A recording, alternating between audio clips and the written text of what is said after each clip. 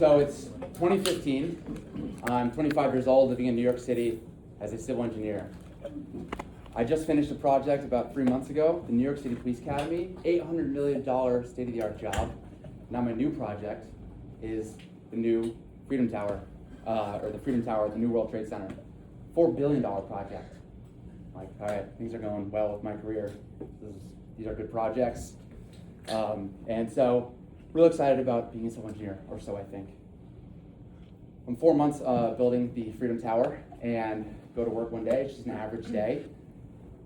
Take the elevator up to the 14th floor, walk in the office, go to my cubicle, 6-foot-high cubicle walls, fluorescent lights beaming down on me. I'm in the middle of the building, so there's no chance of sunlight getting to me. Plop down on my swivel chair, and there is my stack of paperwork for the day. Change orders. It's not important, but if you know, change orders. And this work should probably take me about 3 days to do, and I finished it in 4 hours. And so it's like 11:30. I'm like, all right, pick up the stack of papers, walk to my boss's office. He's got the corner office, and put the papers down. He's on the phone, too busy to really even say hi to me. I'm like, what's up, dude? I look out the window, and I see just a sliver of the Freedom Tower. And I see that, and I'm like, who gives a shit? I'm like, who cares? This is like $4 billion project, Freedom Tower, New World Trade Center, and I don't care. It's just an office building. And so I have this moment. I take my 10 paces back to my cubicle, and on those 10 paces, I'm like, all right, like I did it. 25 years of my life. I was a good boy, got good grades, went to a good school, got a great degree. I live in the greatest city in the world. I got a great project, a great job, and I don't care. And I had this sinking feeling where like, wow, I arrived. I'm here, 25 years of my life. And the funny thing about arriving is that I've never felt more lost in my entire life. And I sat back down in the cubicle chair, or in my swivel chair, in my cubicle, and I could just feel those fluorescent lights beaming on me, getting brighter. I could feel those 6-foot cubicle walls caving in on me. And I started to project my future out. I'm dating this girl, we're gonna get married, I'll move to the suburbs, have kids, climb the corporate ladder, retire at 65, one day I'll have grandkids. And those grandkids will be like, Grandpa, tell us about life. They're probably gonna do that, but tell me some stories, Grandpa. And I would say, I don't know, guys, I actually spent 40 hours a week for 40 years of my life doing something I didn't really care about. And that thought crushed me. And I'm sitting in that cubicle, and I thought, well, I have to do something before life gets ahead of me. I just got to do something remarkable with my life. So 8 months later, I'm standing barefoot in the Atlantic Ocean, holding my Trek 520 bicycle, loaded up with bags, sleeping bag, sleeping pad, sleeping mat, whatever, all this stuff. My whole family's there to see me start my bike ride across America. And that was June 20th, 2016. And so I'm like 5 days into this bike trip across America. And the first 2 weeks of this bike trip are absolutely miserable. I don't have my legs. I've been training in New York City, so there's no elevation, there's no hills to climb. My bike now weighs 90 pounds. I wasn't used to that. It's late June, it's 90 degrees, 90% humidity. I am dying. It's miserable. And I remember getting to the bottom of a hill and looking up. I just came down a hill and I'm like, all right, another fucking hill, here we go. You just see it come to a head. And I'm like, man, what would be the worst thing? Like, I'm not gonna quit. It wouldn't be the worst thing if like a truck hit me and I woke up in the hospital, like totally okay. But like, fuck, this is tough. And there is one good thing about uphills, and that is there's always a downhill.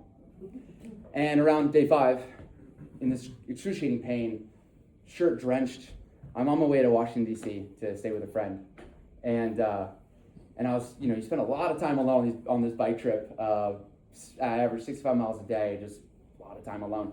And I was thinking, I was like, man, I really love these downhills. I'm on my way to D.C. What would a downhill stand for? I feel like they make me so happy. I'm going to call it downhills downhill chubbies. That's how happy they made me. And I would it became this theme where I actually would record myself on Snapchat, and so my family could keep up with me. And so I'd get to the top of a hill, and I would fly down those hills, record myself, flying down this hill going, woo, woo, woo, woo! Just loving the hell out of those downhill chubbies. I'm going to say that a lot. And then we get to August, and along this trip I meet up with people. So August, I spend a night in this, spend a lot of time in like churches. You can just sleep there for free. So it's nice to spend some time inside out of the heat. And so you meet people at these places, and you'd link up and you'd ride together. And so I'm in western Wyoming and meet some really just amazing people that I get to ride with. And now we're in the Rockies. So these, what were once on the East Coast, just these kind of up and down hills really fast. Now we're talking hills that are just miles and miles, just up and up forever. The good news is I have my legs now, so it's kind of like, you're just kind of doing it.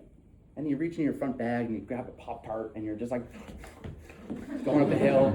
It's probably slower than Jesse up those hills. He would have been passing me. But you just do it. And it's just what you did at this point. We're 2 months in. And climb up the hill. We're telling stories. We're in this pack. We're telling stories. We're laughing. We get to the top of this hill. At the top of the hill is a glacial lake. And we're all just like, we're riding our bikes across America. This is sick. We throw our bikes down. We get almost butt-ass naked. We jump into the glacial lake. It's freezing, but we're just screaming, having a great time. We get out of the lake. Some other travelers stop for, the vantage point. They're like, what are you guys doing? We're like, riding across the country. They're like, oh, sick. Like, here's some apples. And we're like, sick, apples. And we're spreading peanut butter, and we're just like chilling, drying off. I'm like, this is like might be the best day of my life. And so get back on the bike.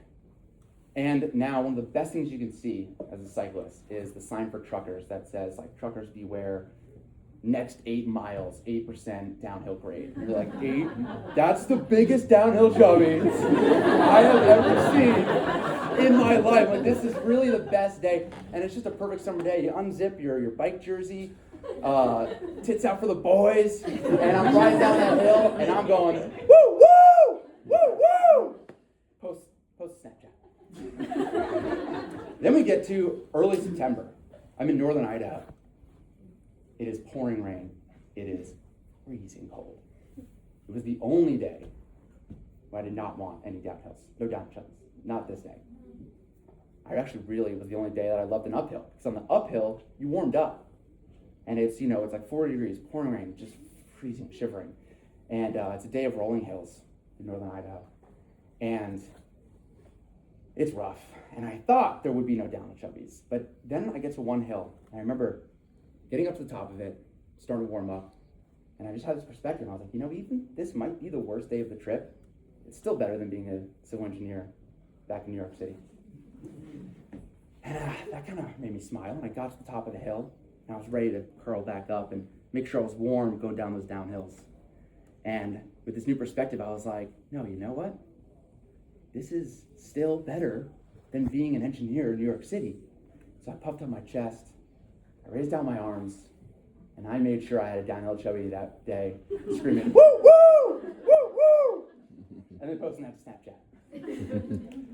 And the final day, day 90, it was a little rainy, but it wasn't as bad, and it didn't really matter because my adrenaline was pumping. It's the last day of the trip, and my family flies out to see me. My mom, dad, my brother in the front row here, and my girlfriend.